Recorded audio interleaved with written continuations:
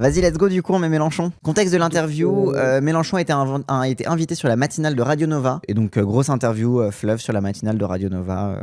Voilà. Allons-y. En plus, auprès d'un ancien journaliste de quotidien, hein, quand même, faut pas oublier. Hein. Oui, j'ai vu des gens, alors pour le lore, j'ai vu des gens tweeter qu'apparemment, il y avait une grosse fitna avec ce journaliste, apparemment. Oui. Parce que oui. à l'époque, sur Quotidien, il aurait dit des dingueries et que Mélenchon avait vraiment le seum contre lui. Bien sûr. Apparemment. Mais c'est lui qui faisait les micro-trottoirs pour piéger les gens. Ah, c'est lui? Bah oui, c'était lui qui avait la bonnette rouge, là. Ah oui. À l'époque du petit journal, même, je crois, même déjà à l'époque. Ah Donc, oui, d'accord. pas lu le book de La République, c'est moi, c'est possible. C'était cette période-là aussi où il faisait ça. Et n'oubliez pas que Mélenchon avait raison, que la République, c'était bien lui, d'ailleurs. Oui. Ça a été jugé. Il y a eu un jugement qui disait effectivement Tout à fait. Mélenchon était la République et on avait tort. Bienvenue dans Personnage principal où l'on se sert de la fiction pour essayer d'expliquer la réalité parce qu'on trouve que la réalité elle a dépassé la fiction. C'est une émission, on essaye donc d'aller au-delà de la réalité. Aujourd'hui, on se pose une question. Et au-delà de la réalité, ça porte un nom, hein, en c'est philo. C'est la métaphysique. Non, bah, vous avez... C'est au-delà de la physique. Alors donc là, on peut raconter n'importe quoi. Il n'y a pas de vérification possible. J'adore instant le vieux qui est en mode attendez, parce qu'en philosophie, c'est la métaphysique. Il a décidé de rien lui laisser. Il a décidé de rien lui céder. Bon, j'allais le présenter, il s'est présenté tout seul, vous avez reconnu sa voix. Aujourd'hui, on se pose une question. Peut-on faire un film à succès en se coupant d'une partie du public? Ouais. Le personnage principal aujourd'hui est le politique qui a beaucoup de fans qui l'adulent. Oula. Là, il a compris. Il est en mode... Sur la tête. Wow. Peut-on faire un film en s'aliénant les gens, hein? Et il y a des gens qui sont fanatiques. Ah, direct, toutes les références chiantes de ah là là, il y a des gens qui l'aiment pas et même que les autres, c'est juste des fans. À la vie, Viktorovitch encore. Hein. Oui, totalement. C'est vraiment la même sociologie, hein, tu me diras. Oui, la secte, il veut gagner alors que les gens ne l'aiment pas. Mais aussi certains et beaucoup de gens qui le détestent. Il veut pourtant être le président de tous les Français. Voici l'homme qui a le plus gros écart entre les critiques presse et les critiques spectateurs. Bonjour. Attends, j'ai mis une minute à comprendre de quoi vous parliez. Ah ok, en fait, il se concentrait juste. Après, moi, je vois la vie critique presse, critique spectateur. Imo, la métaphore marche. Oui, je suis d'accord que la métaphore marche totalement. Mais du coup, c'est pas s'aliéner une partie du public. Vu que les spectateurs l'aiment bien et la presse l'aime pas. Après, donc, moi, je pense que, oui, aussi, de fait, il s'aliène une partie du public. Oui, bien sûr. Mais bon, ça c'est... Vendre Mélenchon comme, genre, tu sais, Oui, comme la grande maison rassembleuse, oui, non.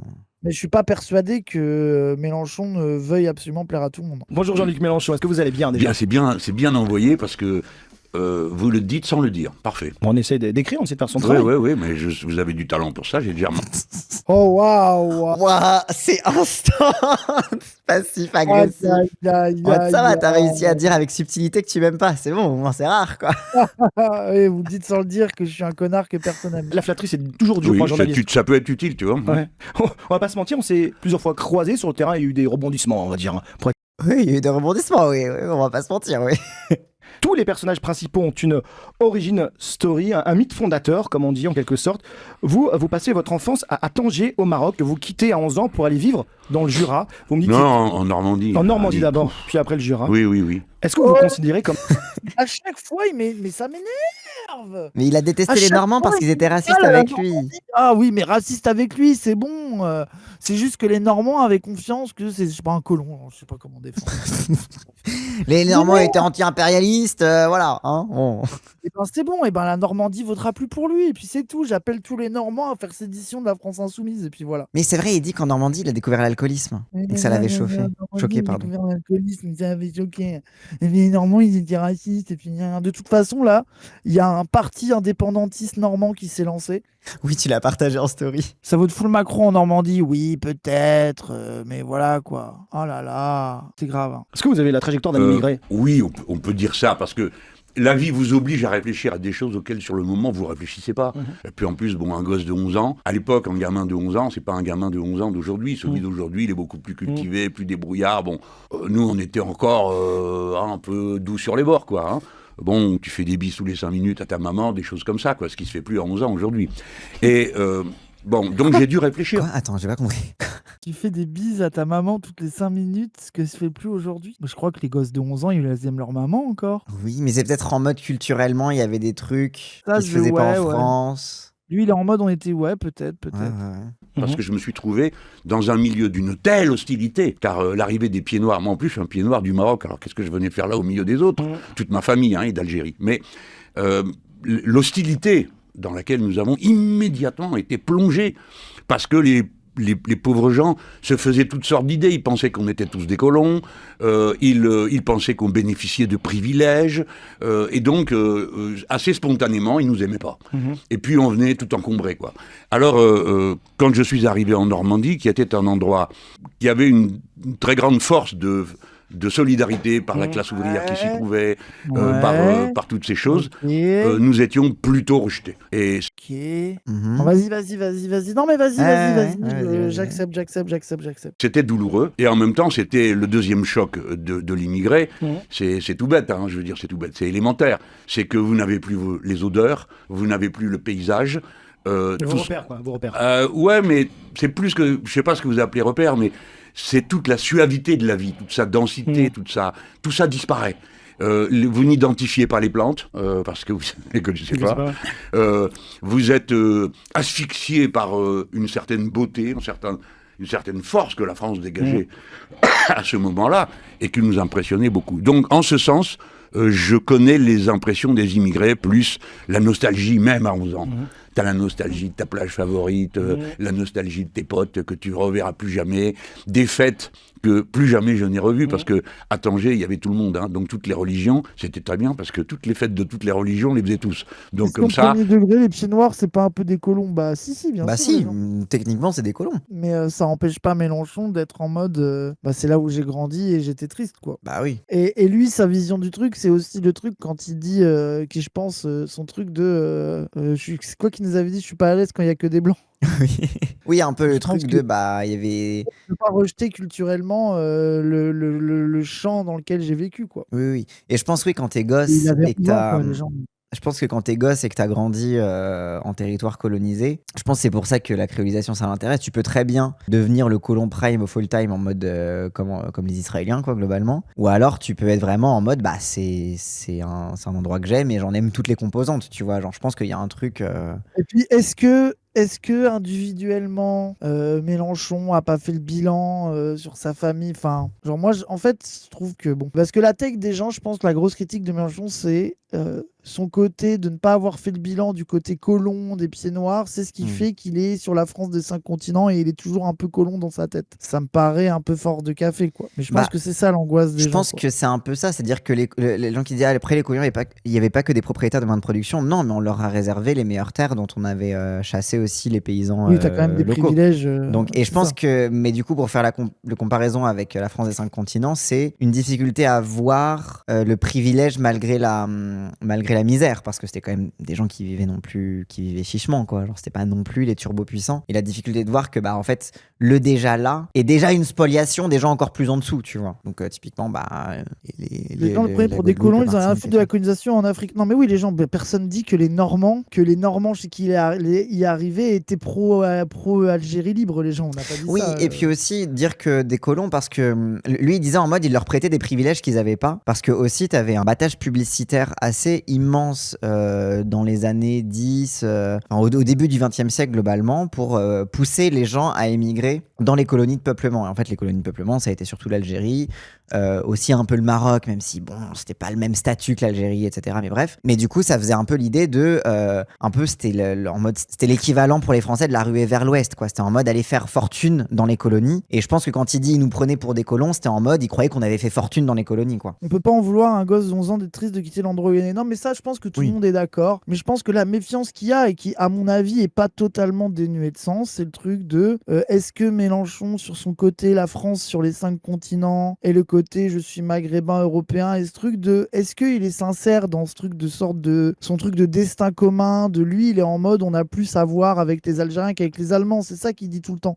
Oui, c'est ça. Est-ce que c'est sincère? Est-ce que c'est un reste de trucs un peu colons de enfin, moi, je comprends la méfiance des gens, tu vois, mais peut-être. Mais il y a aussi un truc sain de. Au niveau du programme, je pense pas que ça soit. C'est pas un programme anti-impérialiste, c'est sûr. Oui. Mais je pense pas que ça soit non plus l'impérialiste of all time, tu vois. Moi, je capte un peu la méfiance qu'il peut y avoir des gens, quoi. Mais il y a aussi un truc sain, mais bon, ça c'est. Voilà, mais qui se tourne dans ses affinités et il se tourne davantage vers le sud que vers le nord aussi, quoi. En mode, Oui, c'est pas l'Occident et le nord, c'est. On regarde toujours en direction du sud et on fait communion avec le sud, quoi. Je pense qu'il l'est, c'est pour ça que je ferme les yeux sur ça. Ouais, moi je pense que t'as pas mal de gens dans ton cas. En mode, en vrai, je vois que ça a l'air d'être un vrai imaginaire qu'il a, et même si des fois je trouve que c'est un peu con, vas-y, un peu bon soupçon, quoi.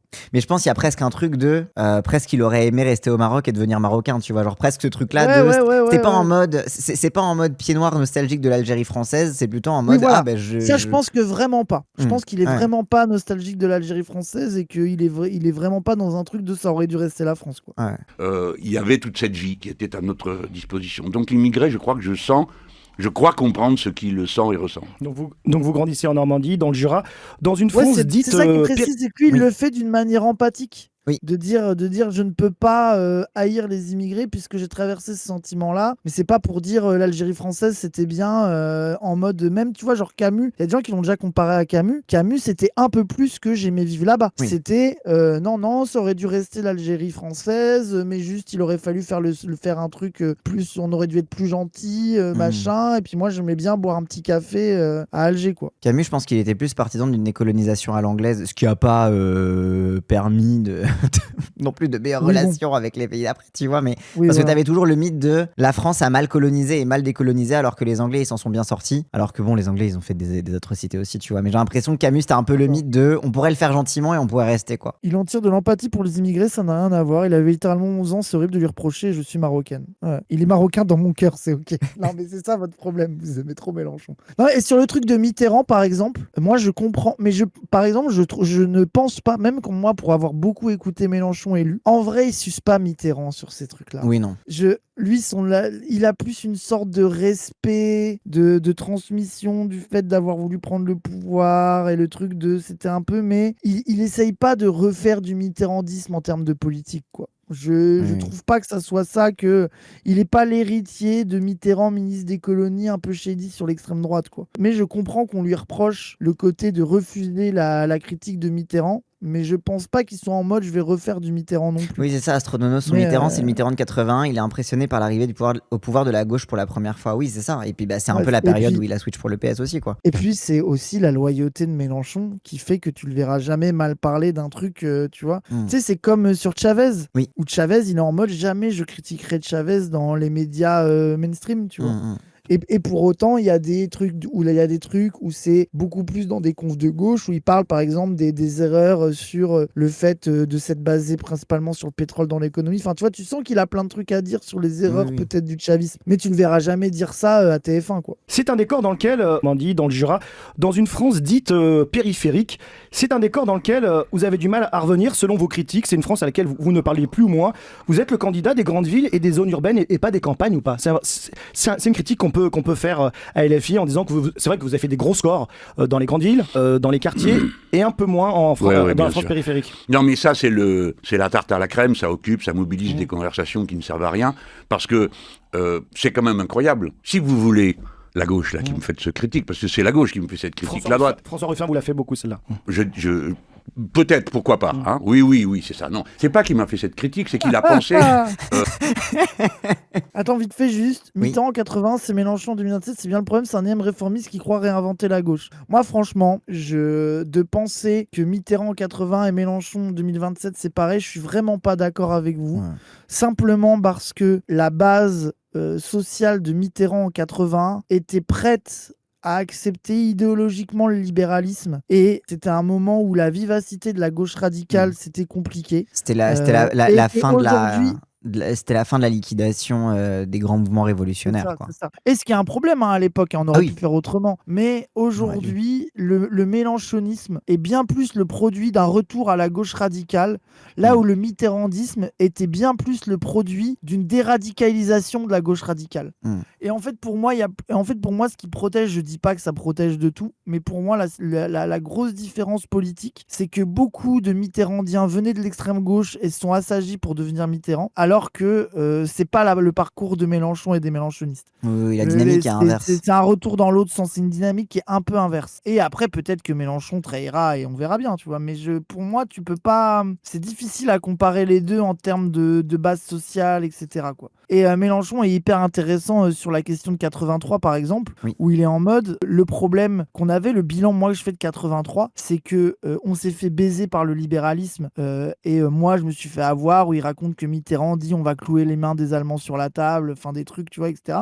Et qu'il était en mode, mais le vrai défaut, Ça, c'est c'est que avec le nous, pacte la gauche monétaire. radicale et les gens à la gauche de Mitterrand, on n'a pas su inventer l'alternative politique, ou en tout cas, ceux qui avaient les possibilités de l'alternative Oui. politique n'ont peut-être pas été Lui, écoutés, lui, il est en etc. mode, au moment Il du est tournant en- de la voilà. rigueur, le franc s'est pris 2 dévaluations et il était en mode, nous à l'aile gauche, on voulait pas abandonner le programme socialiste, mais en même temps, on regardait du côté des syndicats, on cherchait la grève générale pour soutenir les réformes socialistes, mais en fait, il était en mode les syndicats ont rien fait. Nous-mêmes, on savait pas quoi faire devant 2 dévaluations monétaires. En même temps, Mitterrand commençait à dire non, mais on va faire un pacte de stabilité monétaire européen, etc. Et en fait, il est un peu en mode, aussi, la gauche a échoué dans son incapacité à penser autre chose et à se défendre face aux attaques du capitalisme, quoi. Ça, c'est un petit peu Ouais, ce dont c'est- il et parle. puis- Il a fait une et grosse puis- conférence à Et l'Assemblée puis, où il faut parlait pas de être ça. dans le déni aussi. Faut pas être dans le déni aussi que je pense que c'est le moment où la gauche s'est fait gaslight par la fin de la lutte des classes et Oui.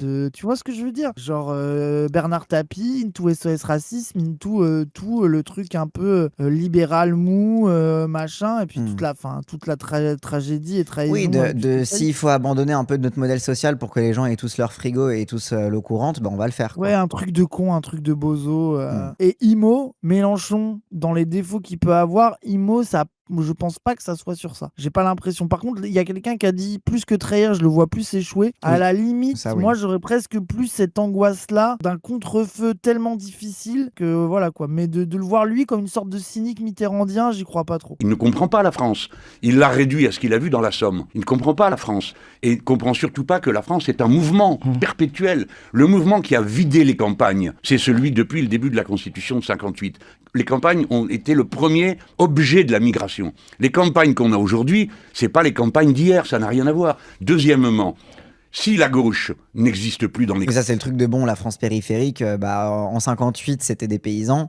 Aujourd'hui, c'est des gens qui vivent dans des lotissements et qui travaillent dans le tertiaire, dans le commerce. Oui. Voilà, quoi. Mais c'est là où il y a une zumba sur Et le des concept ouvriers de aussi, beaucoup. campagne et de ruralité. Oui. En fait, désolé, je pense que Ruffin et pas mal de journalistes qui le sucent, quand ils disent ruralité, ils pensent à des grandes villes qui, en fait, ils voient Paris et le reste. Et c'est là où c'est faux. C'est que, en fait, ils n'ont pas la même analyse. Je pense qu'ils utilisent le mot pour dire quelque chose qui n'est pas la ruralité, en fait. Et ceux qui aujourd'hui disent Mélenchon ne va pas dans les campagnes, ce qui est faux. Il y a des élus insoumis, il y a des groupes d'action insoumis un peu partout, mais je leur dis, allez-y, faites le boulot. Prenez le terrain que je n'occupe Ça, pas. c'était le gros truc à l'époque où Ruffin était encore était encore élu de la France Insoumise.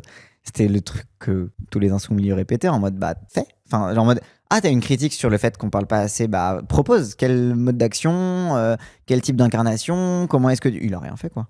Genre ça, c'est vraiment le truc, ça c'est vraiment le gros mensonge sur le sujet de la France Insoumise et nulle en ruralité, c'est que tous les gens qui ont porté la critique, aucun n'a voulu Mais surtout pour proposer de moi, truc, quoi. pour moi aussi, il y a deux trucs différents parce qu'en fait, ils font un glissement sur la ruralité vote pas pour vous, bon, ce qui veut un peu rien dire. Oui. Mais tu vois, Bali Bagayoko, il a dit un truc pendant l'interview avec Ilyes et Wissam où il a dit « Je pense qu'on a un terrain à gagner ». Et lui, il parlait plus de manière idéologique sur les points communs entre ce qu'on appelle la ruralité et les banlieues. Tu vois, et tout sur la question de l'absence de services publics, l'éloignement le mépris. territorial. Enfin, tu vois, il y a un truc. Et je pense que sur ces questions-là, oui, pourquoi pas, il y a un imaginaire à travailler. Mais en réalité, quand Ruffin il dit les tours et les bourgs, la vérité c'est qu'il est surtout pour dire on a trop parlé des tours et il veut tirer. En fait, ce qui est marrant, Il est dans une j'ai l'impression que réessentialisation au lieu Ruffin- de créer un lien, quoi. c'est ça. Et surtout, il y a un truc de plus que des points communs, il veut mener l'analyse politique de ce qui peut se passer en banlieue. Il veut un peu la désincarner, la vider pour dire en fait, il faut juste parler de ce qui concerne singulièrement les bourgs et ne plus parler que de ce qui réunit les deux. Sachant qu'au Alors final, que je pense parle qu'une même pas de position ce Bali qui... Bagayoko, c'est plus un truc de. Il y a des spécificités pour les tours, des spécificités pour les bourgs, et on peut mettre en avant l'endroit où les deux cercles se rejoignent, alors qu'un Ruffin, il va plutôt dire arrêtons les spécificités et ne parlons que de ce qui rejoint, et en réalité, l'analyse de ce qui rejoint, c'est plutôt les spécificités des bourgs. Oui, mais in fine, Ruffin, il veut gommer les spécificités, mais pas pour rassembler, mais pour faire du moins 10 ans au final. Mais parce que Ruffin, typiquement, genre, il prétend parler de la France périphérique, mais jamais je l'ai entendu parler d'urbanité, enfin, comment dire, de planification territoriale des zones périphériques. Alors que c'est un des sujets centraux. De pourquoi les centres-villes se vident? Bah oui, parce que t'as la zone industrielle et que t'as des lotissements qui se créent en dépendance de la zone industrielle et plus en dépendance du centre-ville, etc. En fait, tous ces trucs-là qui amènent en fait à ce qu'en fait, Ruffin, il parle que des individus au travail. Et en fait, c'est limite pire. Pour une fois, vous serez tranquille et tout seul. Vous pourrez faire du non-mélanchonisme, puisqu'il paraît que c'est ça qui vous définit, tant que vous voulez. Donc, la critique est à la fois injuste et en même temps fausse. Après, la seule doctrine politique qui comprend ce qui se passe dans la ruralité actuelle, pas la ruralité paysanne d'hier, c'est nous, car c'est nous les premiers qui avons expliqué, les premiers et les seuls, que ce qui fondait désormais la société, l'organisait, c'était les réseaux. Or, la crise de la France rurale, c'est la crise des réseaux. Il faut, à tout bout de champ, monter dans sa bagnole pour ceci, pour cela, parce qu'on a, comme disent les pédants, aménagé le territoire. Donc, ils ont fait des métropoles, ils se gargarisent avec ça. Et ça, nous l'avons analysé d'une manière critique, non pas comme... C'est ça, c'est qu'en fait, c'est pas que la ruralité n'existe plus, c'est que l'organisation de la société française a basculé définitivement du côté de la dépendance à la ville, et donc c'est cette dépendance à la ville qui doit être analysée quand tu parles de la France périphérique. Et donc comment tu crées les réseaux pour que les gens qui sont dépendants de la ville, mais qui de fait en sont coupés, puissent vivre correctement, quoi. Oui, c'est ça. C'est volontairement qu'ont été vidées les campagnes françaises. Non seulement d'abord pour en prendre la main-d'œuvre, mais ensuite pour réorganiser le territoire dans des conditions telles que tout soit rassemblé dans un centre et devienne plus facile pour le commerce, pour... mais alors pourquoi votre discours là-bas, il imprime moins que dans les grandes villes? Parce que, d'abord, regardons bien, qui a fait entrer dans les maisons le Rassemblement national, parce que c'est le Rassemblement national qui domine dans ces zones. Donc ce sont des zones dont il faut étudier d'abord les conditions de vie. Premièrement, qui a amené le Rassemblement national dans les campagnes? Les médias. Personne d'autre. Il n'y avait pas de militants du Rassemblement national au porte-à-porte en train de distribuer les tracts, de parler avec les gens. Journalistes. Les médias. Alors si je vous... Les journalistes. Donc les journalistes. Donc vous nous attaquez. Les journalistes. Alors, il n'a pas quitté Quotidien, lui. Hein. J'arrive pas à savoir à quel point les journalistes ont accompagné la fascisation et l'échappement dans le pacte racial de beaucoup de blancs pauvres de la ruralité. Est-ce que c'est eux qui leur ont mis ça en tête, ou en réalité Pas les premiers. le pacte racial parce que tu sais, ça serait faire croire que la gauche était vraiment antiraciste avant. C'était déjà des racistes, juste ils votaient à gauche et c'était pas si grave parce que la gauche n'était pas tant que ça sur les questions antiracistes, et que maintenant que la gauche l'est beaucoup plus et que la crise s'accélère, même des gens qui votaient pour la gauche avant juste sur les questions de pouvoir d'achat avaient déjà en eux une certaine vision du monde raciste, et en tout cas consciente un peu du pacte racial, et qui du coup vont voter pour ce qui assume de défendre ça, c'est-à-dire le RN. En fait, là où je suis d'accord et pas d'accord avec toi, il y a toujours eu une ruralité de droite. Et je pense que ce que décrit Mélenchon avec la planification territoriale, l'aménagement de territoire qui casse justement les effets de solidarité et qui rend uniquement dépendant, ça crée en fait des fameuses zones périphériques qui sont ultra individualisées. Donc déjà, ça rebascule le rapport de force là où vivent les gens en faveur d'une droite déjà qui existe déjà,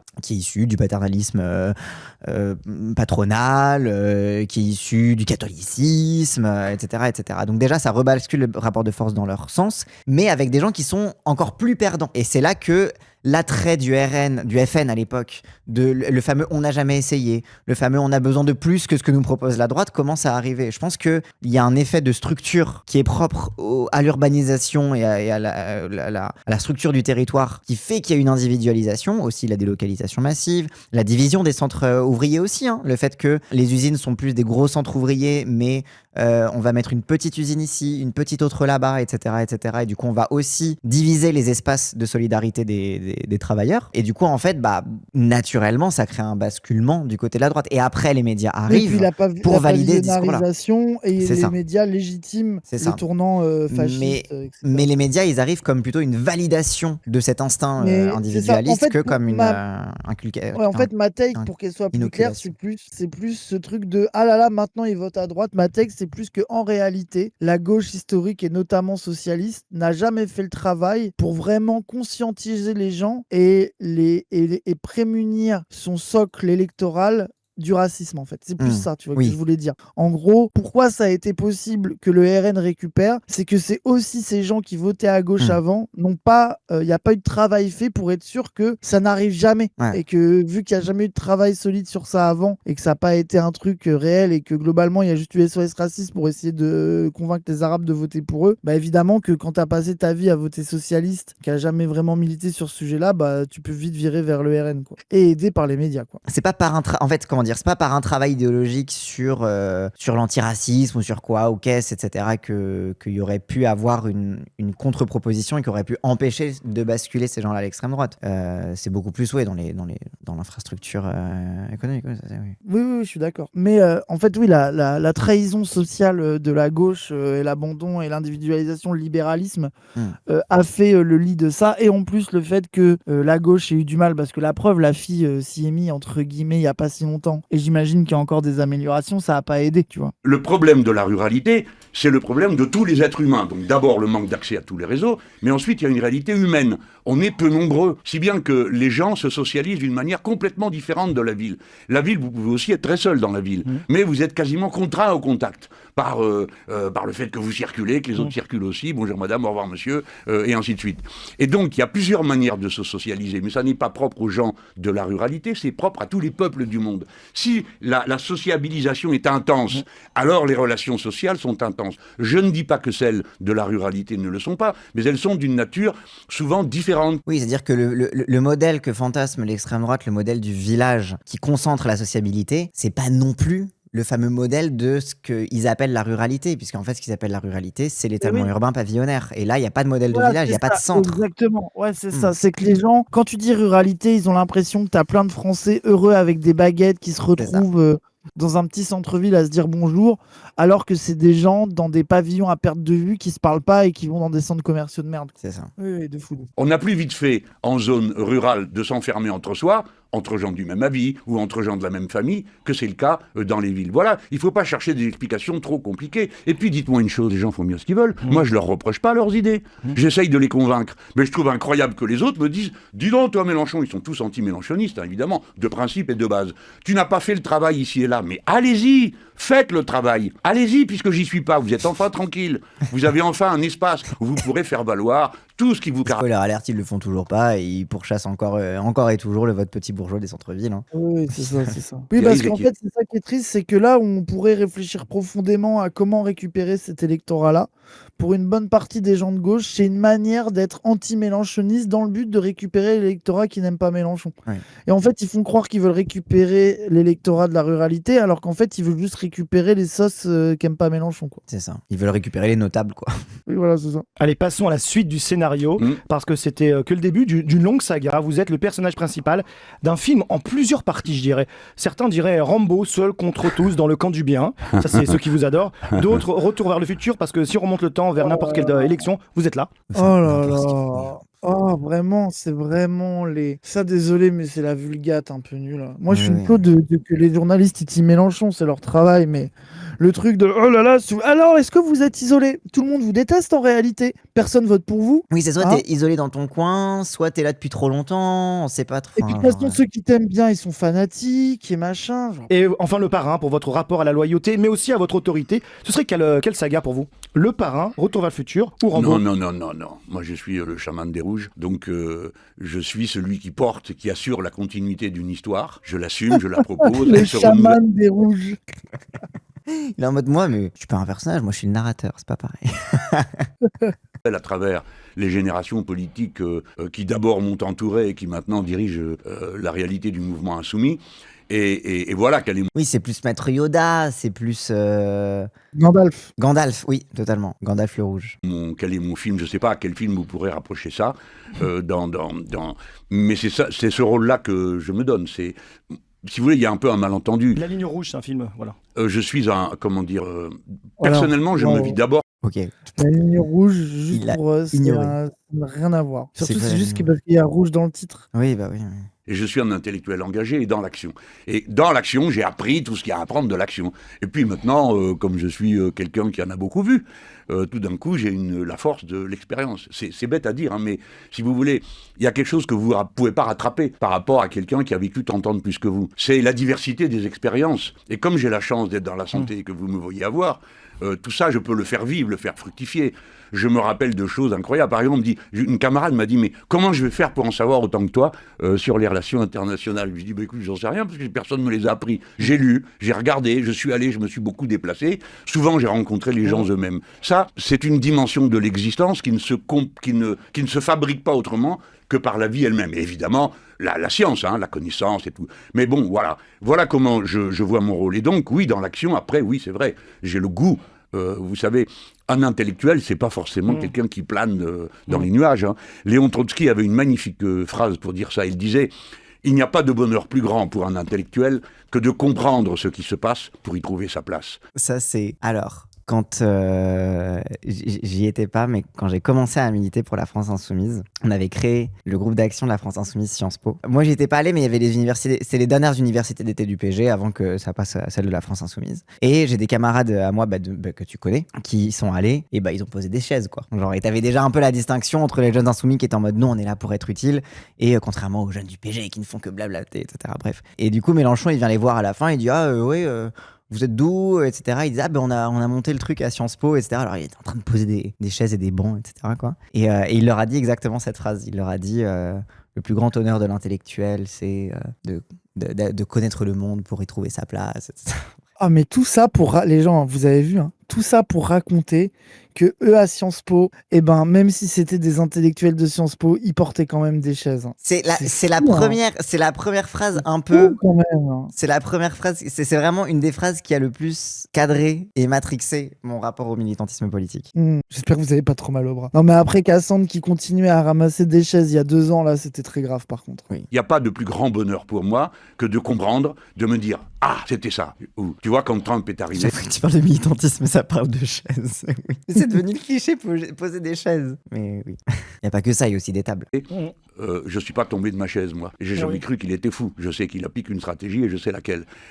Et ainsi de suite. C'est dans le domaine de la politique. Ensuite, dans la stratégie, quand tu as agité un chiffon rouge et que l'adversaire a chargé dedans un peu bêtement, t'es content parce que ça a fonctionné. L'intelligence abstraite n'est pas forcément que abstraite. Elle a un rapport au concret qui est souvent beaucoup plus efficace que ceux qui se contentent de croire ce qu'ils voient. Votre candidature, c'est donc un classique, et pourtant elle fait réagir à chaque fois, encore plus j'ai l'impression cette fois-ci. On va écouter la réplique du jour, c'est Raphaël Glucksmann. La vérité, c'est que la dernière fois qu'il y a eu une confrontation avec la France Insoumise, dans une élection nationale, nous les avons pliés, et nous les plierons à nouveau parce qu'une écrasante majorité des électrices et des électeurs de gauche... Ah là là là là. Glucksmann qui est encore sur les européennes. Aïe aïe aïe. Ah, le pauvre, le déni, c'est dur. Oui. Hein. Il pense qu'il a plié les insoumis alors qu'il a plié les macronistes. C'est quand même fou quand il repense. C'est ça, non? Ah ouais. En attendant, les insoumis, c'est les seuls à avoir fait gagner des électeurs bruts sur les européennes. 1 million d'électeurs en plus. Alors, stop. Les mêmes qui te parlent de leur bully de lycée à 35 ans. Ah ouais. J'avoue, Glucksmann, c'est ça de fou. Il est resté sur ses bullies du collège. Permanente de la Il a société. piqué au lycée. Est-ce que Raphaël Glucksmann... Après, Glucksmann, il a vraiment piqué au lycée quand il réfléchit. C'est vraiment quand il faisait les tours des plateaux télé avec son papa, qu'il disait oui, j'ai un intellectuel, vive Sarkozy. Oui, il a vraiment piqué au lycée en fait. Il va vous plier ou pas? Il va essayer, c'est bien, je l'encourage à essayer de le faire. Et surtout à répéter cette formule parce qu'elle stimule le débat intellectuel dans notre pays. Et, Vous êtes ironique là. Non, pas du tout. Et je trouve qu'en faisant ça, il aide les insoumis qui hésitent ou qui à y aller. Si vous voulez pas.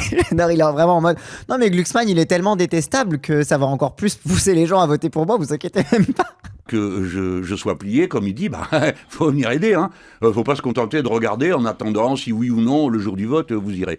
Donc la campagne électorale, c'est le début de l'exercice du pouvoir. C'est-à-dire, vous avez tous, les amis, à convaincre autour de vous. Vous avez entendu son but, il veut nous plier. Bon, voilà. Après, et en plus, c'est bien, il faut qu'il continue comme ça. Parce que, mais oui, je vais vous dire, pareil, tous ces gens répètent des éléments de langage. Alors, Mélenchon est le plus détesté. Alors, il n'y a aucun sondage qui ait dit ça, et maintenant, quand on regarde les sondages, ils disent le contraire. Mais peu importe, continuez à dire ça, parce que tout le monde sait que vous mentez. Ensuite, alors donc, ça fait de vous des menteurs. Ensuite, il dit, tous, ils disent, oui, il faut avoir le sens de la nuance, cet homme est brutal. Alors, vous en avez plusieurs dans le même registre. Le sens de la nuance et le refus de la brutalisation du débat. Le gars, il vient de dire à l'instant que son but, c'est de me plier. Il pourrait me dire, de le battre, nous allons l'emporter, car nos idées sont merveilleuses et les siennes détestables. Non, plier. Ce qu'il veut, c'est me plier. J'adore, il fait vraiment une Cyrano de Bergerac. C'est vraiment en mode, vous auriez pu le dire d'une façon plus élégante. Alors, la violence, c'est eux. C'est lui qui dit ça, c'est l'autre qui dit que deux mots sont incompatibles avec moi, dignité et crédibilité. C'est l'autre encore, lui-même, Luckmann, qui me traite d'agent de l'extrême droite. Ça, c'est la nuance et c'est la douceur. Quant à moi, je dis que... Il s'est mélenchonisé alors en fait. Non, parce que ça, c'est la caricature répandue par la presse sur la base de feuilles de route qui vous sont distribuées, je suppose, parce que j'ai toujours trouvé étrange. Non, il est vraiment face au journaliste qui est son ops et il dit « Vous avez des feuilles de route de l'actionnaire !» C'est trop drôle. Oh là là, il s'en bat les couilles. Ils disiez tous les mêmes choses avec les mêmes mots. Moi, je suis capable de dire les mêmes choses depuis 20 ans en changeant les mots. Mais pas vous. Pourquoi ? Mais je vais vous dire pourquoi. Parce que vous fabriquez une bulle et je vous encourage à continuer. Je vous en supplie, restez comme vous êtes. Regardez l'immensité de votre victoire. 2 ans de pilonnage, sans trêve, sans pause, dans tous les aspects de ma vie. Oui, ça se voit vraiment qu'il le déteste, ce journaliste-là. Il est vraiment en mode « Non mais c'est bon, j'ai arrêté de dire de taper sur les journalistes. En fait, vous avez raison, continuez. Vous êtes tellement ridicule, c'est pas grave. Voilà. Le peuple saura que vous mentez. Continuez, allez-y. » Il a pris la strate de la psychologie inversée maintenant. Pour vous, c'est le nouveau Macron. Souvent, on dit que Glucksmann, il est en train de prendre l'espace qu'est en train de laisser Macron, parce qu'on voit dans son camp... Non, Macron est beaucoup plus doué que lui. Vous faites quoi ? Vous faites de la marche à pied ? Ah, je fais de la Zumba, monsieur. Alors ça concerne les travailleurs du privé. Moi, je te vois et pas les venir jeunes avec ta retraités. veste militaire, la petite facho. Nazi. Nazi. Des formations Non, pas ça, rentre devant moi. Je parle pas avec les nazis. Ça, c'est certain. Parce que, d'abord, pour se faire détester, il a largement battu. Et puis ensuite, parce que c'est une... l'ennemi, l'adversaire n'a pas que des défauts. Naruto, le pire. Mais je crois qu'il est tellement détesté par sa propre rédac qu'il se fait virer de la... Oui, c'est vrai, ça c'est une dinguerie quand même. Oui, ses collègues le détestent tellement qu'il s'est fait virer il va se faire virer de l'antenne à la rentrée. Enfin, tu sais, c'est le mercato là en ce moment. Là, il s'est changé de journaliste. C'est fou quand même. Qui va être la nouvelle tête de l'antenne, de la matinale, de machin, etc. Et lui, c'est vraiment en mode, lui, il dégage. Incroyable. S'il était stupide et incapable, il a donné à voir quelque chose que les gens avaient envie de voir, à juste titre, se réaliser, c'est-à-dire un avenir riant, dirigé par un jeune, qui était un Mozart de la finance. Bon, alors évidemment, les gens n'ont pas à ce moment-là bien compris que Mozart de la finance, c'est toujours super capitaliste. Et quand c'est dans notre époque, ça donne le résultat que vous voyez. La France est à moitié détruite, on est disqualifié sur la scène internationale, et il n'y a rien qui marche. Bon, mais le rapport de Glucksmann est beaucoup plus à la réalité et à l'intelligence, je dirais, de la situation. Intelligence au sens de bien comprendre ce qu'elle est loin derrière celle de M. Macron. Lui, il a une vision qui est beaucoup plus limité à quelques thèmes. Il a quelques thèmes de prédilection, M. Glucksmann sans doute, et il les maîtrise bien, mais le reste, ça lui passe au-dessus de la tête. Vous avez vu comment il répond quand, dans la discussion où il rencontrait des... J'aime bien la take de non, mais Glucksmann, c'est pas un nouveau Macron, parce que Macron est infiniment plus intelligent que lui.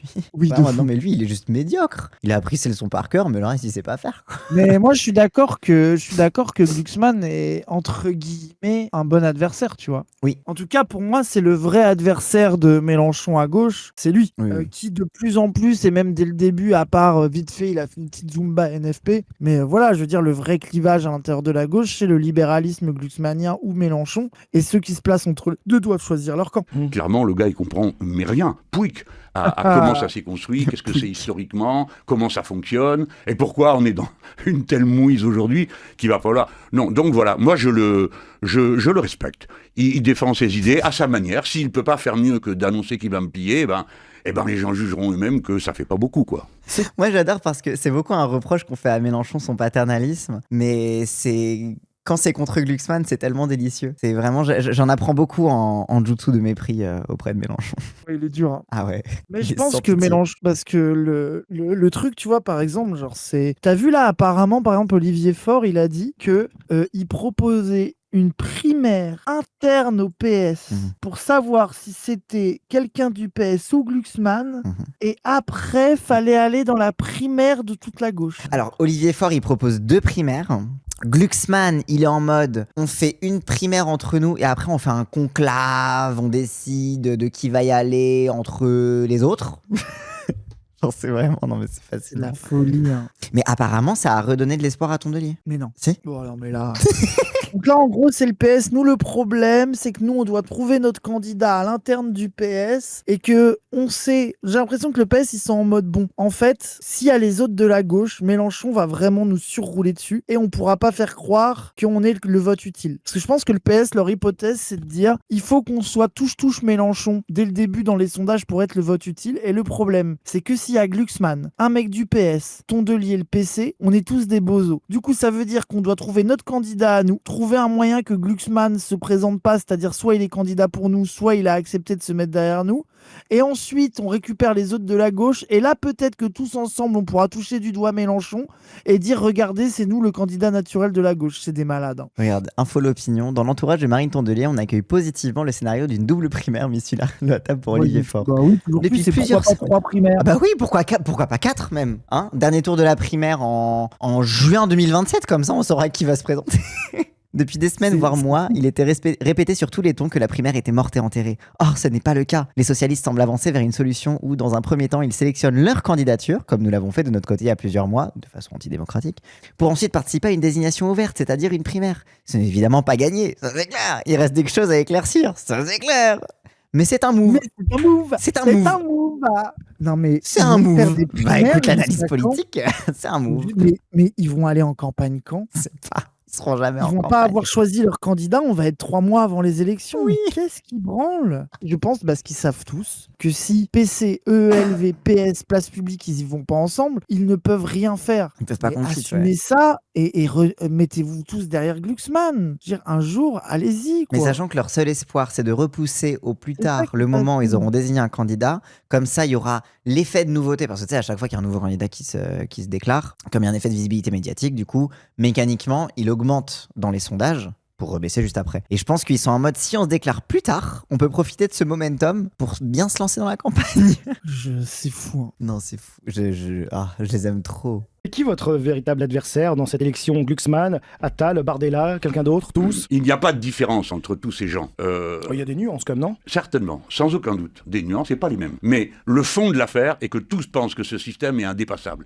Tous vivent sur des normes et n'ont aucun projet pour la France. Quand quelqu'un vient et additionne seulement des chiffres, des éléments de comptabilité, c'est pas un projet, ça. Faire des économies. Voilà ce qu'est devenu le projet des néolibéraux. Autrefois à la droite. Alors tous les néolibéraux, qu'ils soient fascisants ou démocrates, comme ils disent, modérés, comme si on pouvait être modéré quand on propose la retraite à 67 ans. Mais enfin bon, eux, ils pensent que c'est modéré.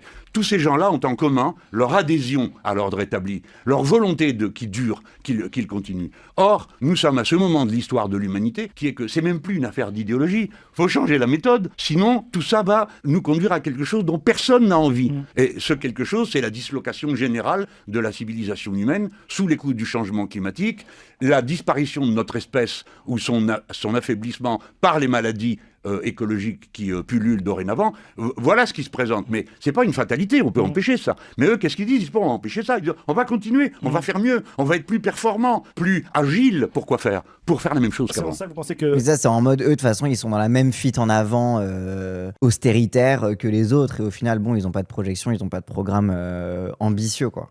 Ils sont dans un camp et vous dans l'autre. Cette ligne-là. Bon, Eux, la continuité du libéralisme, entre guillemets, et vous, la rupture. Voilà, ça, je l'admets. Mais si vous voulez, l'idée de camp, elle est pas bonne parce que il y a des libéraux que je peux convaincre. Écoutez, vous êtes des gens intelligents, donc vous vous rendez bien compte que ça marche pas. Et maintenant arrive devant vous quelque chose qui va tout bouleverser, qui est l'histoire de l'intelligence artificielle. Donc le mode de production va sans doute subir une modification. Hein.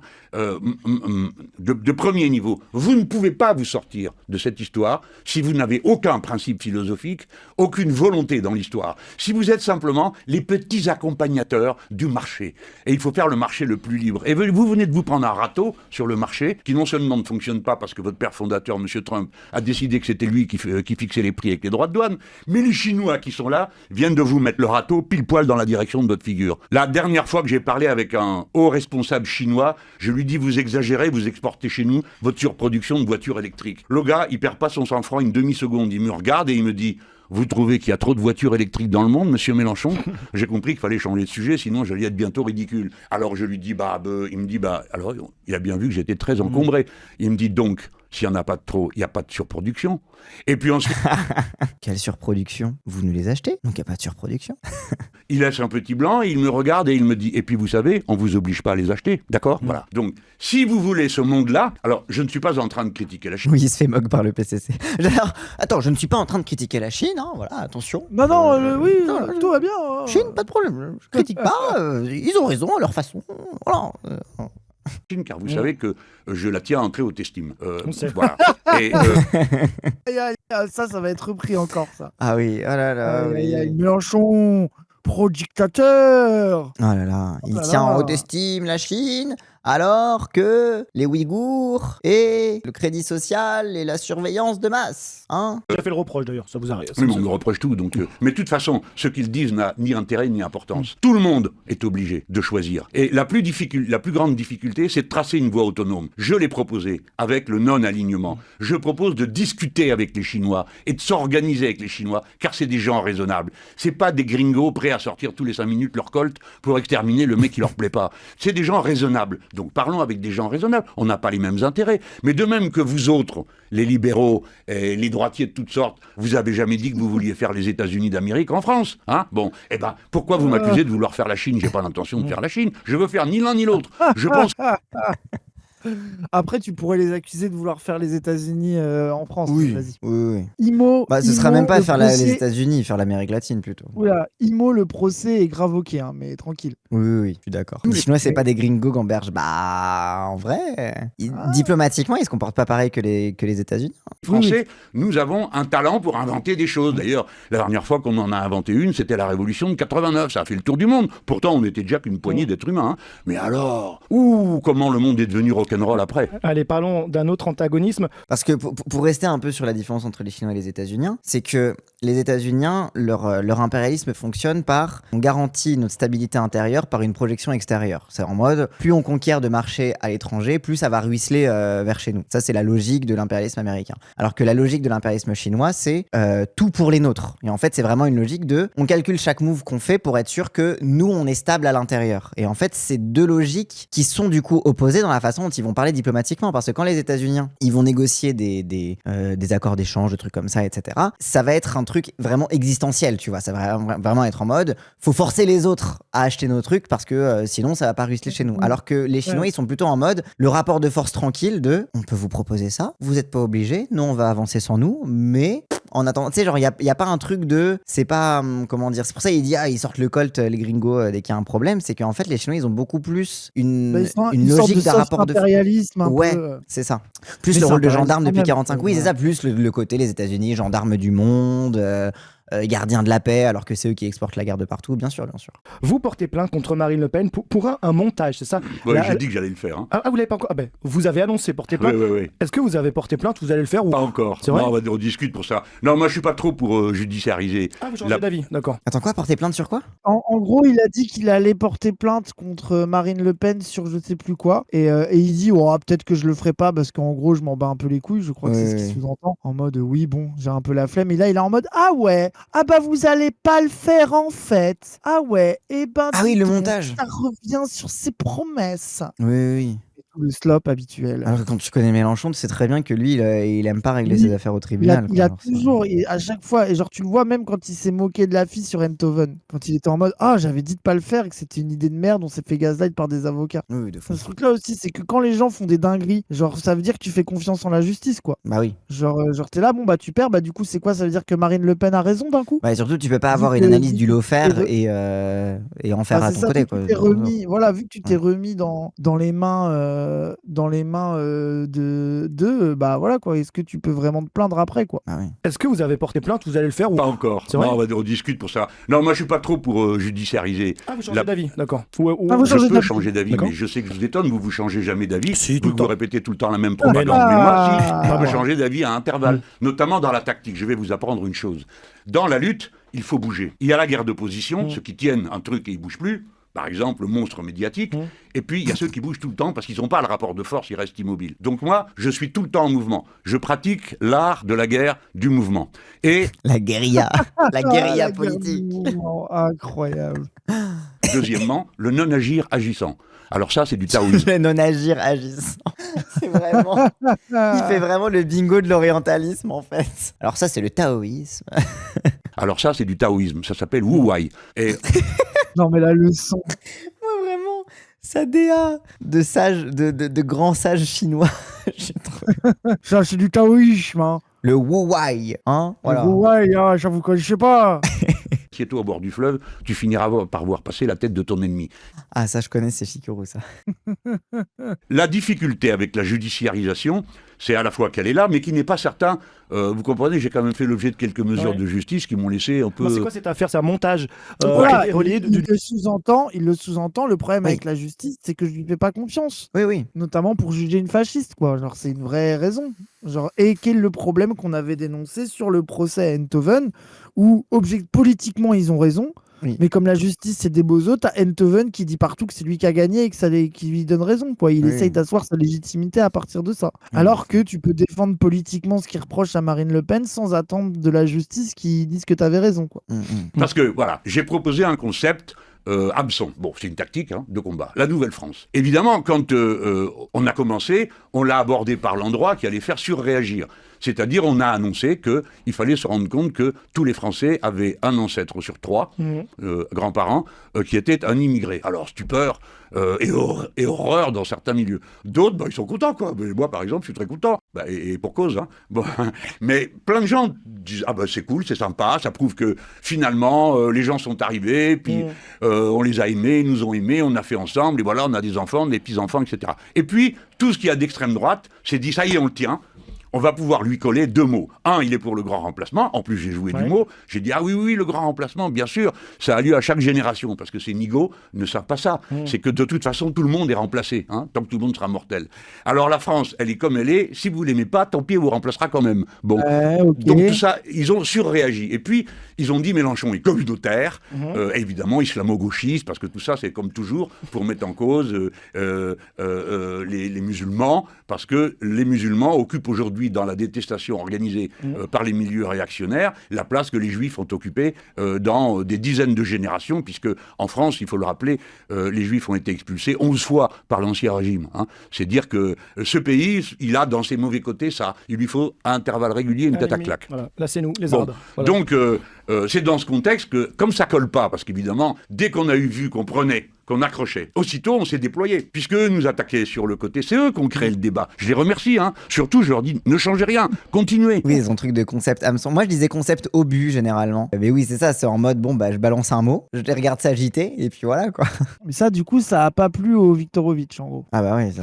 Il en fasse un concept un peu, je vais le dire comme ça, un peu racial, même si bon, tu vois, genre au sens antiraciste, quoi. Et qu'il essaye de l'universaliser, il a l'impression que c'est un renoncement. Oui, bon. Ouais, je sais pas. Moi, je trouve que ça en fait trop, que ça soit sur le renoncement ou le truc, oui, bon, it's not that deep, quoi. Voilà mon vrai avis. Oui, C'est ce qu'on avait dit, vous irez voir le React, on en a parlé. Le React sur Viktorovitch. En permanence, ceux qui sont là et qui sont nos grands-pères, nos grands-mères, ou nos pères, nos tontons, nos tatas, vous nous faites une pub d'enfer parce qu'eux ont compris, vous pouviez pas nous blairer et que vous pouviez pas les blairer.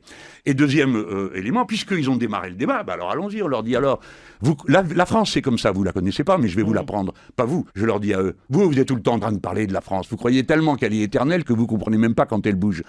La France, c'est des saisons. 5 républiques, 2 empires, 3 monarques en 200 ans et 4 révolutions. Donc la France, c'est à la fois de la continuité et du mouvement. Donc la France, depuis 1958, puisque là c'est la 5e République, et moi je rappelle que je fais de la politique, je suis dans un combat politique, et que je suis partisan de la 6e. Je veux la 6e République, notamment parce qu'il y a une nouvelle France. Cette nouvelle France, c'est pas que les enfants des immigrés, c'est les femmes qui ont des droits qu'elles n'avaient pas en 1958. C'est les jeunes qui n'existaient pas comme une quasi-classe générationnelle comme aujourd'hui. On est d'accord quand même que tout le monde a compris que la nouvelle France, c'est tout ce qui compose une sorte de nouvelle sociologie qui fondamentalement s'oppose au Rassemblement national et qui est une sorte de bouillon culturello progressiste. Je sais pas comment dire, c'est un truc, j'ai l'impression que ça a été ça dès le départ. Et que justement, moi j'avais l'impression que là où créolisation était beaucoup pour répondre singulièrement à la panique raciste, que Nouvelle France était un peu pour dire mais en fait c'est nous quoi. Bah non, parce que c'est ce que j'avais montré quand j'avais réacté à Viktorovitch aussi, quand j'avais sorti les extraits de ses bouquins depuis 2012, depuis 2009, etc. C'est qu'en fait, la Nouvelle-France, ça préexiste à la créolisation parce que en fait, il a toujours eu l'obsession du nouveau peuple. En mode, qu'est-ce qui a changé depuis 58 ? Qu'est-ce qui fait qu'il faut changer de constitution ? En fait, ça découle de la réflexion sur la 6ème République. Et du coup, il égrène, féminisé, urbanisé, etc., etc. Et après, la créolisation, ça vient s'ajouter comme un aspect de ce nouveau peuple, mais c'est pas... En fait, la Nouvelle-France vient avant la créolisation, en fait, dans sa réflexion politique. Mais par contre, en effet, là où du coup les gens l'ont identifié beaucoup à la jeunesse, à l'immigration, etc., c'est qu'en fait, beaucoup en meeting, il disait, en désignant la foule, il disait « vous êtes la Nouvelle-France ». Et en fait, il le dit beaucoup, il attribue à des personnes leur appartenance à, voilà, vous faites partie de la Nouvelle-France, vous êtes la Nouvelle-France, vous la représentez, et c'est beau, et c'est bien, etc., etc. Et du coup, les gens n'ont retenu que les nouvelles têtes, notamment pendant les municipales, les nouvelles têtes qui se présentaient et qui étaient en effet plutôt jeunes, issues de l'immigration, etc., etc., et n'ont pas retenu que dans la salle, dans le meeting, il y avait plein de vieux aussi, tu vois. Tu vois, typiquement, un des aspects du nouveau peuple qu'il a depuis le début dans sa théorie de la révolution citoyenne, c'est le fait qu'on vit plus vieux en bonne santé. Et donc ça, tu vois, typiquement, les vieux font partie de la Nouvelle-France aussi, quoi. Et du coup, c'est là que les Viktorovitch disent, du coup, ça veut rien dire. Et que les Mélenchon disent, au contraire, ça veut tout dire parce que c'est à partir de ça qu'on réfléchit. Etc. Voilà. Ouais. Mais bon. Après, tu vois, moi, je pense que c'est bien le truc de l'universalité du moment que c'est pas une manière de drop la side antiraciste qui était intéressante dans le côté créolisation, mais j'ai pas l'impression que ça soit ce qu'il veut faire non plus, tu vois. J'ai l'impression au contraire qu'il y intègre la synthèse, quoi. Je vois ça comme un terme antinomique à la France éternelle. Oui, aussi. C'est en mode, on ne croit pas à la France éternelle, mais c'est ce qu'il avait dit sur notre plateau, que chaque génération produit une nouvelle humanité. Et ça, c'est vraiment son obsession, tu vois. Genre, c'est bien sûr. Ouais, de fou. Et puis, c'est un peuple plus que jamais éduqué. Arrêtez de mépriser les gens, leur dis-je. Arrêtez de croire que les gens sont stupides. Ils sont plus malins qu'ils n'ont jamais été. Regardez nos gosses, à 8 ans, ils font de la politique, ou à 10 ans. C'est ça le titre de votre film, La Nouvelle France. C'est votre slogan officiel ou pas ? Est-ce que c'est votre slogan de campagne ? Non, on n'a pas choisi encore le slogan de campagne, mais c'est la réalité. Si vous voulez, moi je viens d'une tradition où la sociologie, l'anthropologie, le matérialisme philosophique jouent un rôle central. Nous, on commence par penser, et de là, on déduit des manières d'avancer, des manières de proposer. Voilà, donc ce qui se passe avec la Nouvelle-France, et c'est là le montage de Madame Le Pen, c'est que comme quand on a commencé à les déborder, cette femme est très intelligente, il ne faut pas la prendre pour... Elle n'est pas là par hasard, elle non plus. Hein. Et si elle... Enfin, c'est pas elle qui a fait le montage, c'est French Carcan, mais oui. Oui, bon après, il va pas expliquer French Carcan à Nova, on s'en branle. Oui, t'as raison. Elle aussi, elle est candidate. C'est pas elle, mais en fait c'est French Carcan. Du coup, French Carcan, oui bon. Mais c'est repris par l'équipe de Marine Le Pen qui identifie quand même en fait, un truc important. Voilà, c'est un média d'extrême droite, de Twitter qui fait, donc voilà. Alors ils font, est-ce que vous connaissez le clipping, monsieur Ahmed Aznim Chaouch ? C'est du clipping en fait. C'est pas un adversaire dont on peut ricaner comme sur son successeur. Vous êtes les deux dans ce cas à pouvoir vous présenter. Enfin, elle, on le saura cet été avec l'arrêt de la cour d'appel, mais vous êtes les seuls à être dans ce cas, quatrième. Non, mais on a un prédécesseur qui est Chirac, qui a été candidat 4 fois aussi aux élections présidentielles. Bon, alors, je termine sur Madame Le Pen. Mais comme ça vraiment, l'obsession de t'es encore candidat, mais en fait là où ça marche pas, c'est que vous aimiez déjà pas quand il était candidat pour la première ou la deuxième fois. Moi, c'est ça aussi où ça m'énerve, c'est que c'est devenu le nouvel argument, en mode voilà, genre mais c'était déjà un mauvais candidat qui était déjà pas bien avant que ça soit la quatrième fois, genre c'est bon, stop. Mitterrand 4 fois candidat, Allende 3 fois candidat. Bon, Allende a battu Mélenchon là-dessus. Mais surtout, on s'en fout. La question, c'est qui est candidat pour faire quoi ? Ça va. pas. Elle s'est dit, parce Désolé, qu'elle est c'est fine cette femme, elle inintéressant. se dit un truc qui va pas, il faut lui recoller ça sur le dos. Faut arrêter de le laisser se balader comme ça et dire ce qu'il a envie et que personne ne réponde. Donc elle trouve par hasard, dans les réseaux, parce qu'elle les regarde, un petit gars d'extrême droite qui fait des montages, alors il s'occupe de ça. Ah si, Et il a quand même ça y est. expliqué presque. Ça y est. Donc en fait, si. Donc t'as un petit gars d'extrême droite, oui. il fait du clipping. Il fait des montages sur les réseaux, elle va se trouver ça sur les réseaux. qui a monté un de mes discours, ou deux je crois, en tout cas, pour que ça donne ce résultat, qu'on donne l'impression que la Nouvelle-France, c'est le grand remplacement des Français de souche par les immigrés. Voilà pourquoi j'ai protesté. Et je lui ai dit, madame, je vous propose une issue raisonnable. Je vous propose de dire, ah bah oui, tiens, j'avais pas vu que c'était un montage, j'ai cru que c'était monsieur Mélenchon, j'ai cru que c'était ça que vous disiez vraiment, si c'est ça que vous dites vraiment, eh ben je ne suis pas d'accord. Et au lieu de dire, ah bah oui, faire ça, moi je l'aurais fait sans problème, hein, si j'avais mis en circulation quelque chose que j'aurais pas maîtrisé. C'est l'inverse, elle montre dans les tours et elle se met à me taper dessus encore plus. Alors là, bon, naturellement, j'adore, inutile de vous le dire, parce que bon, des dizaines de gens se mobilisent pour lui dire, mais madame, vous trichez, vous montez. Et qu'est-ce que vous allez faire comme tête, madame Le Pen, le jour où nous aussi on va faire des montages, si on se met à en faire, hein? On est en train tous de se battre contre les images inventées de l'intelligence artificielle, on est en train de se battre contre les ingérences étrangères qui pèsent contre nous. Vous savez que nous, on a fait le... Enfin, après se plaindre des montages devant un ancien journaliste de quotidien, Oui, je c'est pense pas le qu'il meilleur s'en public branle, hein. pour ça, oui. Oui, je pense que lui, bon, Eux, c'est vraiment les pros à prendre. c'était vraiment leur Ah. méthode politique en fait. Il a répété 10 fois le mot moi ou le mot je Ah ouais, dans son meeting. ah ouais. Je. On en est sorti un peu de ça ou pas? Ils font. C'est un Je oh, sais mais pas. ça, cette méta que tu viens de me rappeler de un homme politique qui dit moi alors est-ce que c'est pas un petit peu bizarre quand même? peu un Oh, dictateur, on s'en branle. Ah ouais. Oh là là, cette méta de merde, c'était horrible ça. Hein. C'était infernal. On en a bouffé de cette connerie. Hein. de 2 attaques par des agences liées à M. Netanyahou. Hein, et vous, tout ce que vous trouvez à faire, vous, Madame Le Pen, qui dites que vous voulez être présidente de la République, tout ce que vous trouvez à faire, c'est un montage pourri bidon des propos de votre adversaire. Mais madame, avec... Ils l'ont fait avec Glucksmann la semaine dernière.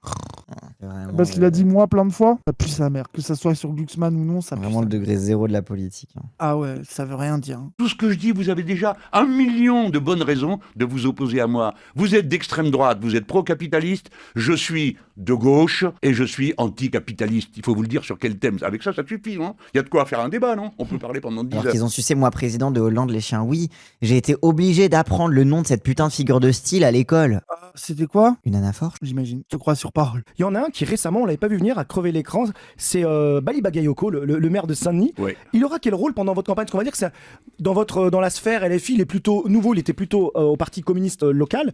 Non, non, pas du tout. Quoi? Ça fait depuis 2017 qu'il est à la France Insoumise, il raconte quoi? Après, il est proche des communistes, mais Alors, il était élu avec les communistes, mais c'est aussi parce qu'à Oui, c'est Saint-Denis, ça. dans la mandature précédente, on avait fait une liste commune avec les communistes. Oui, c'est ça. Il était allié des communistes. Je sais pas ce que vous racontez. Oh, là, si, bah, mais- il me l'a dit ici. Que quoi? Il a été communiste. Oui, mais il a été communiste. Non, Enfin, mais je à veux votre dire, avis. il a été. Avant 2008, alors donc ça commence à Et faire. après, je veux dire, en tout cas, il est moins dans la vie partisane. Peut-être que certains qui vous Ah ont non. Ah, accompagné. cette en strate tout cas, de on l'a vouloir pas vu. les opposer les deux, elle est en fait, désolé, mais les amis, ça se voit trop que vous faites Oui. ça. C'est un peu trop. Je trouve qu'ils le font de manière trop ostensible. Mais alors qu'en plus, Bali Honnêtement, Bagayoko, je- il faisait là les trucs sur le sport aussi, sur la politique sportive locale, sur la question de la jeunesse et tout. Enfin, genre, il était présent. Mais Enfin, genre, j'ai littéralement, quand on l'a félicité et qu'on a voulu l'inviter aussi pour le Zawa Show, j'étais en mode, ah bah tiens, je dois avoir son contact quelque part sur Telegram et tout. Et je l'avais déjà contacté à un moment pour se donner rendez-vous pour une manif à Saint-Denis, etc. J'étais en mode, genre, Moi, quand j'ai envoyé un message à Bali Bagayoko, je lui avais déjà parlé avant pour organiser un truc et je m'appelle Cassandre et en fait je connais tout le monde et gna gna gna Pour et la Sciences traque des Po et je portais des chaises. C'est grave. Hein. Mais bref, tout ça pour dire qu'il a pas déboulé d'un coup, quoi. Oui. Non, si après faut arrête. Genre pas à la fille, mais au niveau de la célébrité médiatique. Et même, t'as vu sur le plateau, il a sous-entendu qu'à la fille, il y a des gens, ils voulaient pas que ça soit lui au municipal. Je sais pas qui a fait chier, mais bien fait pour lui. Chier. Je sais que toi, t'as pas le droit d'attaquer la fille, mais il a bien fait de pas céder. Not all fille. Oui, bah, notre Mais oui. fille, voilà. Il y a des gens qui ont été cons sur ça. J'espère que ça leur servira de leçon. Ah, vous l'avez pas vu, on l'a d'accord, pas mais vu. ça veut pas dire qu'il n'existait pas. Parce Non, que il existe. Sinon, j'aime mieux vous dire qu'il y en a des gens qui n'existent pas. Hein. Il n'a jamais joué un rôle de premier plan nationalement chez LFI. Là-dessus, on peut être d'accord. Avant cette élection. En tout cas, c'est ce qu'il m'a dit, lui. Bon, c'est pas pas grave, peut-être qu'il faudra le réinterroger. Mais est-ce qu'il va jouer un rôle important ou pas auprès de vous pour cette campagne? Lui et d'autres, oui. Lui, bien sûr. Parce que il a... Ce que je retiens cependant de ce que vous venez me dire, c'est que c'est vrai qu'à l'occasion de son élection et de l'incroyable agression dont il a fait l'objet, qui a été d'un racisme puant, exaltant... Et puis après, by the way, c'est logique qu'une figure locale déboule d'un coup sur la scène politique dans une élection... Et il est le maire historique. de la plus grande ville insoumise, d'une ville de la plus grande ville d'Île-de-France à part Paris. Je veux dire, Saint-Denis, Oui, le c'est la symbole. deuxième ville d'Île-de-France. Ouais. Je veux dire, c'est vraiment politiquement, c'est quelqu'un de très important de fait, rien que en dehors de ses capacités à lui, de s'il est gentil, de tout ce que tu veux. Je veux dire, il est incontournable sur le plan politique aujourd'hui en France et a fortiori à la France insoumise, quoi. Ouais. Et c'est ok, c'est très bien. Il a fait preuve d'un sang-froid, d'une qualité de force, et puis après il y a eu le deuxième round, c'est-à-dire toute la horde facho qui lui disait « Ah mais vous pourriez pas être candidat j'ai même vu un titre de journal, l'homme que Mélenchon n'avait pas vu. Ben, je vais vous dire, l'homme que Mélenchon n'avait pas vu, il n'est pas encore né, parce que je les connais, ce sont tous mes camarades, et vous avez vu comment il a su le faire, mais avec un tact. Moi je disais « Waouh » chaque fois que je l'écoutais. Il était flegmatique, il était très calme. Oui, et ça tient, je pense, à plein de choses, sa culture personnelle. Après, vous avez raison, il vient de la mouvance communiste au départ, mais il y a déjà un certain temps. Je veux dire, c'est pas quelqu'un du parti communiste il y a 8 jours. C'est quelqu'un qui vient, mais il n'est pas le seul, parce que des communistes, il y en a plein, le mouvement insoumis. Il y a l'ancien négociateur, il y a un certain humour de l'existence. L'homme qui négociait le programme des communistes en 2012, pardon. Ah, mais il y en a des élections, je comprends. Ah oui, vous y d'accord. perdez. C'est Parny, Francis Parny, qui était le négociateur communiste du programme, qui aujourd'hui est un insoumis et qui joue un rôle influent à l'intérieur du mouvement insoumis. Donc oui, lui va jouer un rôle, libre, ça va de soi, parce qu'un tel talent doit être exploité dans des dimensions dans lesquelles... Tu m'étonnes que les cocos, ils aient le somme du front de gauche, si même le mec qui est venu négocier le programme, il a rejoint la France insoumise. Ah, c'est chaud quand même. Le niveau de razzia que vous avez fait, c'est grave. Franchement, vous êtes des abuseurs. Ça y est, genre, vous pouviez au moins laisser ça, quoi, je sais pas. Mais il y en a d'autres, vous allez voir, il y en a plein qui sont brillantissimes et qui vont sortir. Car on va... Personne qui fait oui de la tête, genre il le connaît alors que personne sait qui c'est Parny. Oui, moi je le connais, voilà. Oui, mais ça c'est son plaisir. Les gens, faut arrêter de relever. C'est comme les enfants. Faut faire comme si ils disaient rien. Tu sais, c'est le truc de dire. J'ai fait une conférence avec lui dans l'Aisne. Oui, une conf dans l'Aisne avec lui. Allez. C'est vraiment les gens. Faut vraiment être en mode oui, c'est bien. On a de fou parlé du PCF, etc. Il m'a raconté tous les trucs. Ah, c'est cool ça. On va faire une campagne de type nouveau.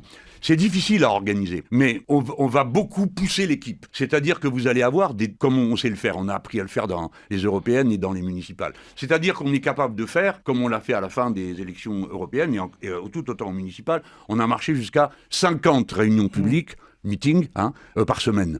C'est-à-dire que nous avons une capacité organisationnelle qui rend possible l'équipe. Et puis, surtout, alors tout ça dans notre organisation pyramidale, où je téléphone tous les matins à chacun pour lui dire ce qu'il doit faire. Donc, il y a 40 livrets. Non, mais attendez, je suis en train de le mettre en valeur. Oui, de fou. Aïe, aïe, aïe. Parce que du coup, ça retourne le truc de Mélenchon dictateur, ça lui fait encore plus un compliment que, waouh, putain, il est en capacité de gérer tout ça. Ben, il est vraiment capable de gérer la France, quoi. Et oui. Un sacré gars, quoi. Tous les jours, j'appelle 40 personnes pour leur dire quelle est la ligne dans 40 thèmes. Bon, ça, je vous le dis. Il est con. Ah, je l'aime trop. Même si je voulais, Allez-y. il y a des gens qui veulent, mais pas moi. Même si je voulais être cet homme qui contrôle tout, je ne le pourrais pas, c'est physiquement impossible. L'organisation insoumise, il faut vous rendre compte, c'est 130 000 personnes actives. C'est un réseau de plus de 400 000 personnes qui vient de se renouveler à la hauteur de presque 300 000 qui soutiennent ma candidature, qui ont téléphoné, donné leur numéro et signé. Ils n'ont pas téléphoné, on n'est pas en 2003. Ils ont mis leur mail, quoi. Ils ont téléphoné. T'imagines le standard. Déjà que le site, il suivait pas avec les SMS, alors t'imagines un standard téléphonique. Tout repose sur le fait que la consigne est « n'attendez pas les consignes ». Et vous parliez de Saint-Denis, il y a un meeting bientôt là Oui, il y a le 7, merci. C'est dimanche, ça, je l'aide. Non, je non, l'aide mais parce merci parce que... Voilà. Merci, sinon j'allais... Oui. Parce qu'ils m'ont dit avant, si tu peux placer le meeting, allez-y, c'est Non, maintenant. mais c'est bien. Ouais. Vous savez, ça m'est arrivé qu'une fois, et c'est la journaliste de TF1 qui m'a rappelé pourquoi j'étais venu, c'est-à-dire pour dire... Bon, alors le 7, c'est le démarrage de la campagne. Au sens, ça y est, j'ai annoncé ma candidature, le programme, tout le monde le connaît, sa 6e réactualisation sera terminée en novembre prochain, elle est encore en cours de route là, compte tenu de ce que je viens de vous dire, de l'immensité des travaux qui sont accomplis. Et donc, on va se retrouver, et si vous voulez, nous, on n'est pas... Les meetings, les gens ne sont pas appelés pour, je ne sais pas quoi, moi, admirer, c'est pas le sujet.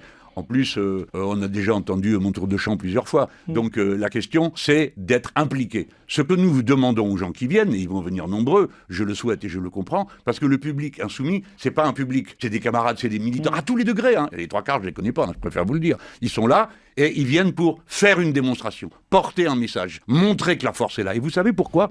Parce que nous sommes le camp des petits. De ceux qui sont le reste du temps malmenés, bousculés, humiliés. Et d'habitude, tu es tout seul. Et là, tout d'un coup, on fait la démonstration. Oui, c'est là qu'est la force. Exactement comme dans la société. Si le grand nombre s'unissait par ses intérêts communs, la droite et le capitalisme seraient balayés en 24 heures. Tout notre problème, c'est comment on fait pour que cette force aille croissante. Bon, voilà, donc on démarre le 7. Alors, c'est sur la place, et vous allez me voir entre, pile poil, la basilique du XIIe siècle et l'hôtel de ville. D'accord. Et ce lieu... Oui, ça va être incroyable, les images vont être magnifiques. Vous avez intérêt d'être là, les gens. Ah ouais, venez tous dimanche. Hein. Il porte quelque chose de l'histoire de France. Alors vous verrez bien quoi en m'écoutant. Je ne vais pas dire tout de suite comment je m'y prends. Hein, mais le discours de moi, fou. je crois. Oh là là là là, oui, en plus le Oui, discours, Oui, dans la continuité de l'histoire de France, de ses évolutions, de ses ruptures, de ses renouvellements incessants. Oh là là, oh là là, oui, je il le va vois nous direct. faire une là. Zumba mystique. Oh là là, ça va être incroyable. Je suis trop pressé. Hein. J'ai Oui, de 700 fou. bornes à faire. Incroyable. Premier meeting politique, tu vas voir, c'est trop bien. Ah, Les ouvertures de franchement, campagne en meeting de Mélenchon, souvent c'est très très bien. oui, oui. Donc je pense que tu vas kiffer un très bon premier meeting. Ça, à la force des lieux. Vous savez, moi, je suis né entre la Méditerranée et l'Atlantique. C'est pile poil là, Tanger. Alors, un jour, tu vas, d'un côté, il y a 70 km de plage et déferlent les vagues immenses de Atlantique. l'océan Atlantique. Et de l'autre côté, il y a la mer Méditerranée, qui n'a jamais été une mer tranquille et qui est plus subtile, à la fois dans ses colères comme dans ses douceurs. Vous parlez de vous, là, ou de la Méditerranée? Je sais pas, bon, mais Ouais, allez, ouais. peut-être que les lieux détaillent. Vous êtes né où, vous? Moi, je suis né en région parisienne. Mes parents en Algérie, ça vous intéresse, voilà. Ah oui. Donc j'ai ce Vous truc-là. êtes de la région parisienne, alors c'est Ouais. votre truc. Quoi. Donc vous êtes né dans le bruit du métro qui passe. Mm. Bon, allez, quand vous étiez... J'adore parce que le journaliste a eu une inquiétude de « Ah, il m'a demandé où je suis né au Maghreb, etc. » Il dit « Mais non, mais le Paris, le métro, le bruit. » Mais oui, il comprend pas son autisme en fait, je crois. On voit son truc de sa corporalité, sa mystique bizarre de fou. Oui. Les petits, les sirènes de policiers n'avaient pas le droit d'être aussi fortes qu'aujourd'hui. Parce Non. que c'est Sarkozy qui a Ah oui. doublé quasiment le volume. Donc non, donc vous avez quand même connu... Oh, puis vous n'êtes pas bien vieux. Alors, non, vous êtes vraiment un contemporain. Donc vous êtes dans la musique techno. Non, moi Vous êtes dans la musique techno. Vous êtes un contemporain, vous êtes dans la musique techno. Il est parti dans un autisme. Vous êtes dans les boum boum, vous. Les sirènes, le métro, la musique techno. Le papy. Mais après, généralement, quand il fait ça, c'est qu'il a un truc positif à dire. Oui, Enfin, en c'est mode- ça. Il a envie de dire qu'il aime bien. Ça se voit Oui. qu'il a envie de dire aux gens parce que j'aime bien ça, moi. Je comprends, vous savez, c'est à l'image de votre environnement. Du béton, du bruit, mais un bruit qui est toujours avec un rythme, vous savez, un rythme syncopé. Rythme de la ville. Ouais, Moi, non. je suis rap plutôt. Ah bon, d'accord. Bah, je suis la génération rap, années 90. Hein. Ouais. Et Non, vous, rap, c'est vous grandiose. écoutez quoi, vous? Moi, je suis banal. De la musique classique, plus ce que j'écoutais dans ma jeunesse. Donc voilà, alors, je ne suis pas vraiment... mais de la musique classique, parce que c'est ce qui me permet de communiquer avec ce dont parle la musique. Et ni vous ni moi, on est capable de dire de quoi il s'agit. On parlait de la nouvelle... Par contre, le rap et le slam, Oui. c'est les formes oui. de la poésie moderne. Ceux qui méprisent ça ne comprennent rien à ce qu'est la littérature depuis le début. Hein. Et le slam, sans doute. Mais je ne sais pas le faire. Et puis, Oui, lui, c'est vrai, il kiffe trop les battles de slam. Ah On oui, a- c'est vrai qu'il a une obsession sur ça, c'est Mais vrai, oui. exact. Mais oui, on avait dit qu'il fallait Oui. fallait qu'il voit les battles Oui, les batailles palestiniennes. palestiniennes. Oui, j'avais oublié son obsession du slam, là. C'est une nouvelle méta, ça. Le rap et l'islam. vous savez rap et que... l'islam. Oui, après, c'est vrai qu'au début, quand j'ai vu le tweet, c'est parce qu'il a tweeté l'extrait sur le slam. Et au début, j'ai lu islam, j'ai pas compris. Genre, quoi? Le rap et Battle l'islam sont mes deux nouveaux centres d'intérêt, les amis. Le truc de fou. J'ai eu longtemps le problème d'être très malentendant. J'avais du mal à m'inscrire dans une... Par contre, une battle, j'adore ça, parce que je trouve que c'est en sommet. Bon, tout le monde va se moquer de moi parce que je dis ça, mais... Vous parlez des battles de slam, là, ouais? Ouais, parce que il y a quelque chose de super fort. Il y a d'autres traditions comme ça. Il y a ça chez les Portugais aussi. Garascada, je crois que ça s'appelle. Alors, il y en a un qui commence, l'autre prend, et puis c'est en cours de route, bah évidemment, il faut mettre... Et t'as gagné si, t'es acclamé en tout... Bon, et... Bon, c'est un peu votre vie politique, hein, c'est la même chose. Ouais, Franchement, mais c'est franchement. surtout que ça, c'est une poésie vivante. c'est la magie des mots. Ouais. Et moi, j'admire beaucoup ça. J'ai été prof de français, donc ça me parle. Ah, j'adore. Vas-y, on finit là-dessus. On finit sur les battles de slam et la poésie Vas-y, vivante. vas-y. Très bien. Ah, j'adore. Moi, en fait, c'est ça, c'est que je trouve que, franchement, sur cette interview, mais après, bon, c'est les interviews un peu de temps long, mais je pense Il a que le l'air côté. bien, là, franchement. hein. Il a l'air hyper bien, franchement. Et je pense que le côté Radio Nova, il s'est dit. Bah, déjà, Radio Nova, on avait vu déjà pendant les municipales l'interview au secours, de Sofia Chikirou dans la même Ouais. émission. Et c'est cool parce qu'ils ont vraiment du temps de dérouler. C'est pas vraiment c'est pas l'interview de 10 minutes à la fin de la matinale, tu vois. C'est vraiment, ils ont vraiment Ouais, c'est une ça. heure. Même si le journaliste est sur des trucs un petit peu qui nous énervent, ça va, le vieux il a le temps de dérouler. Ouais, c'est il le plus laisse quand même important. parler, hein, c'est plutôt cool. Et ouais, je pense le vieux, il est venu en mode je vais être poète, Radio Nova, les cultures alternatives, vous aimez la Ah oui, techno. la techno, tu crois aussi. Oui, je pense que c'est ça. La radio Nova, la radio des jeunes, ce qui j'aime les jeunes, c'est la techno, là. Ce journaliste, là, c'est un jeune, il écoute sûrement de la techno, je veux lui plaire. Non, c'est pas un jeune, c'est un contemporain, il a dit. Vous êtes contemporain, vous êtes plutôt dans la techno ou... J'adore. Oh là là. En tout cas, je suis trop heureux, Ah, c'est ce moment vraiment où il est papy, c'est exceptionnel à chaque Ouais. fois. de fou. La techno. Je vois trop le vieux être là. Je comprends pas vos trucs de jeunes là, mais je sais bien, je sais bien. Ça correspond à vous êtes contemporain, le style de musique. Oui, oui, oui. Oui, ça se voit, il est pas dans le jugement, il est en mode c'est pas mon truc, mais c'est beau et je vais voir la beauté dans ce que t'aimes, quoi. C'est ça. Oui, Et oui, puis de il cherche du sens par rapport au fait d'avoir grandi dans des villes de notre Oui. génération. Donc c'est normal qu'on aime la techno, etc. De fou, de fou. En tout cas, trop bien l'interview. Hop, et avant de partir, n'hésitez pas, si cette vidéo vous a plu, à liker, commenter, partager. Comme d'habitude, ça aide à faire tourner l'algorithme. Et si vous voulez me soutenir financièrement, n'hésitez pas à cliquer sur le lien Stream Elements qu'il y a dans la description de cette vidéo. Allez, cette fois, je vous laisse.